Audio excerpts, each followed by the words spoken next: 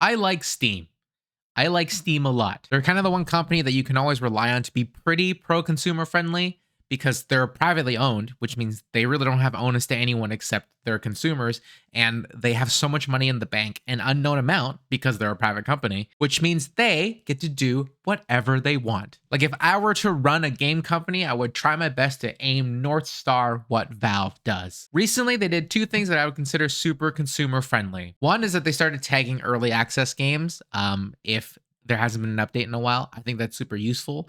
One of the things that I really don't like is I generally avoid early access games unless like I don't know, the lexicon is going really hard on something and I really want to try something out. I tend to wait for 1.0 for the most part because I think when you're shopping around for games on the Steam store, it's a lot of games are early access, and sometimes you don't really know how long it's been since they're keeping up with it, or if they have completely abandoned the project, or if they're still working on it. Like you kind of just don't know, and you kind of have to go out of your way to find that information. It's nice that they put it on the store screen itself. If there hasn't been an official update from the company itself, they stick it in there. It's a little note that just says, hey, the last update by this developer was made X amount of time ago. The information and timeline discussed below this box, the early access box, might not be actually accurate now at this time.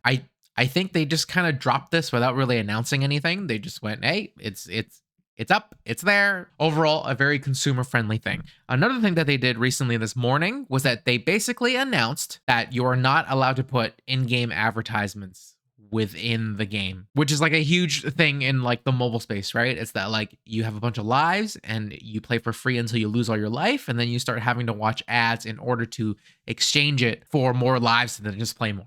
Like something like I think Candy Crush does this a lot, which I've never played. I just have a lot of family members who have tried to coerce me into watching an ad or downloading the app so that they get more lives. And I'm like, this is the most toxic design that you could show me because I don't like being bothered for your, like you're trying to fish people into the thing that don't even want it by essentially guilt tripping them that if you do this, you give them more lives. What the fuck? So in a lot of ways, it does feel like Valve's just getting ahead of it. I find a lot of practices that happen on mobile games slowly shift over to the console space. Although a lot of that audience doesn't really like it anyway, so like they have to be really careful about it. But I think getting ahead of it and saying, at least on Steam, where most of the PC gamers are, you are not allowed to put ads that give you a benefit in the game. And they're very specific here to say developers should not use advertising as a way to provide value to players, such as giving players a reward for watching or engaging with advertising in their game. I am all A plus for this. I would rather pay money than watch an ad for something. Of course, there's value in it, right? Of course, there's so many scenarios where that is beneficial.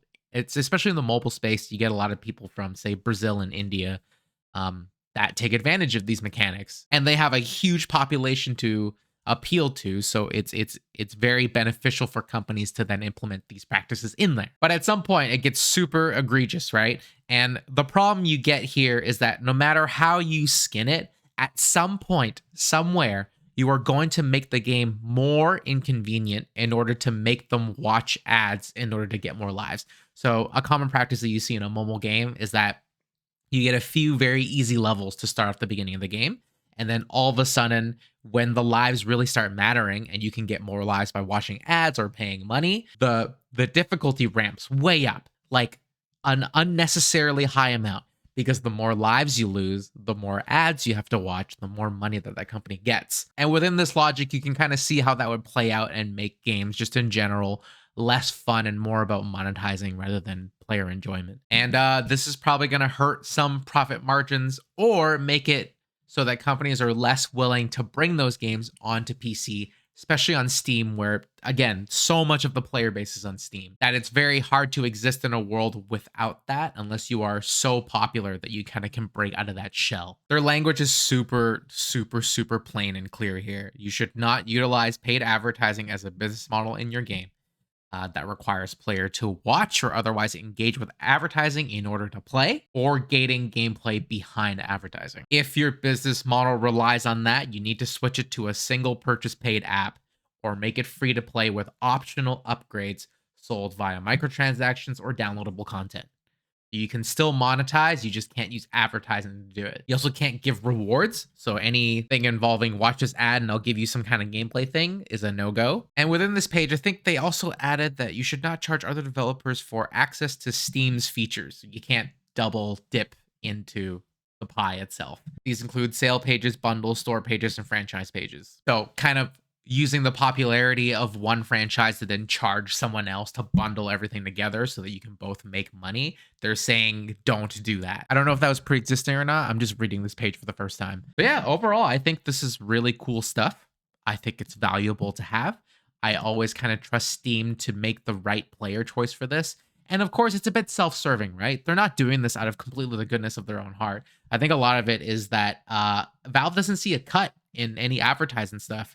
So if they're going to host a game and you're making your money mostly on advertising and Steam doesn't get their usual 30% cut, they have a monetary interest now to stop that from happening. Because like theoretically, they would be hosting the game for like downloads, store page, at ease of access and all that stuff, but they wouldn't be getting anything from any of the ads that are watched that then go straight to the pockets of the developer, right? So in a selfish world where Steam is still a business, even though they're privately owned, even though they're usually for the players, like they still have to think about this stuff. So in a business way, I can see that that's where the main driver of this comes from.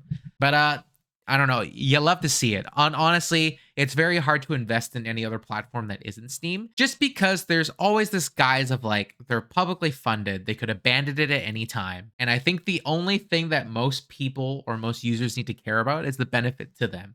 Because as a user, you shouldn't have to care what the business model really is for the company. That's the company's problem. As a user, you should just get a really nice experience with like a fully fleshed out featured application that you can use. And I think Steam is just like the gold standard for that, especially in the PC gaming space, where before this, it was just a crapshoot of things. You would install things randomly. Everybody had their own way of sorting things out. It's just nice to have one little unified experience of Steam that Valve provides. That's kind of all I really had today. Thank you so much for listening. Peace.